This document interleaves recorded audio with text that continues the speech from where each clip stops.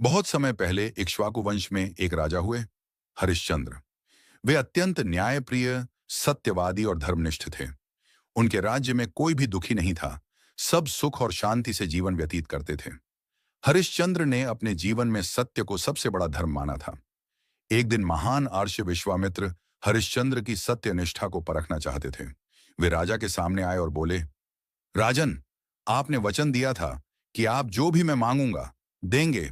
अब मैं आपसे आपका संपूर्ण राज्य मांगता हूं। हरिश्चंद्र ने बिना किसी हिचकिचाहट के राज्य विश्वामित्र को दे दिया। अब वे और उनकी पत्नी शैव्या, तारामती तथा पुत्र रोहिताश्व नगरी छोड़कर वन में चले गए।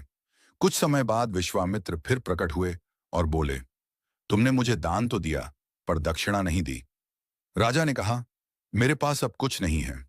तब आर्षि ने कहा, तो फिर स्वयं को, पत्नी को और पुत्र को बेच दो। राजा हरिश्चंद्र ने अपने वचन को निभाने के लिए स्वयं को एक श्मशान घाट में डोम चांडाल के रूप में बेच दिया। उनकी पत्नी एक ब्राह्मण के घर दासी बन गई और उनका पुत्र भी सेवक बन गया। एक दिन उनका पुत्र सर्पदंश से मर गया। रानी रोहिताश्व के शव को लेकर श्मशान आई, लेकिन वहां डोम के रूप में हरिश्चंद्र ही खड़े थे। उन्होंने कहा, श्मशान में अंतिम संस्कार के लिए शुल्क देना होगा। पत्नी ने कहा, मेरे पास कुछ नहीं है।